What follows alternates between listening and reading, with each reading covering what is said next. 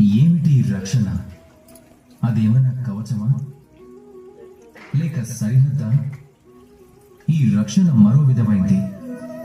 మన రక్షణ మన తల్లిదండ్రులు, మన మిత్రులు, ఈ సమాజం, బంధుగణం, మన శుభాన్ని కోరుకునేవారు, వీరంతా మనకు ఏదో ఒక విధంగా తగిన సంరక్షణ కల్పిస్తారు, కవచంగా ఉంటారు ఏదో ఒక రూపంలో. చెప్పాలంటే మన పరాక్రమం కానీ, మనసులోని వీరత్వానికి కానీ, మన సాహసానికి కానీ ఈ రక్షణే అన్నిటికంటే పెద్ద ఆటంకమవుతుంది.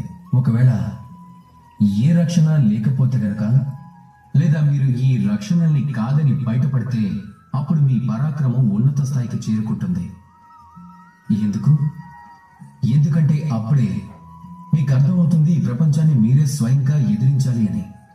ఎందుకంటే శత్రువుని ఎప్పుడు మన బలంతోనో లేక పరాక్రమంతో, మన సాహసంతో మాత్రమే ఎదిరించగలం. అప్పుడు మాత్రమే మనలో దాగి ఉన్న శక్తి జాగృతమవుతుంది.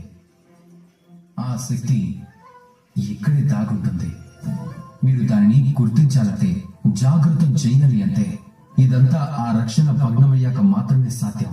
ఎవరికైతే తమలోని దాగున్న శక్తి తెలుస్తుందో వారు ఎప్పటికప్పుడు శక్తిని పెంచుకుంటూ ఉంటారు.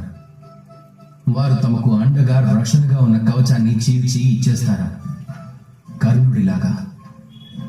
ఇక అది జరిగిన తర్వాత మీరు గెలిచినా సరే లేక ఓడినా సరే అది గొప్పదే అవుతుంది, అదే సర్వోత్తమం అవుతుంది.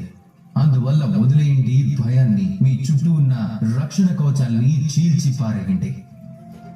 ప్రపంచాన్ని ధైర్యంగా ఎదిరించండి మీ శత్రువులను. పరాక్రమం అనే అంకురం పైకి రావడం కోసం విత్తనానికి పైనుండే కవచాన్ని పగలుకొట్టడం చాలా అవసరం.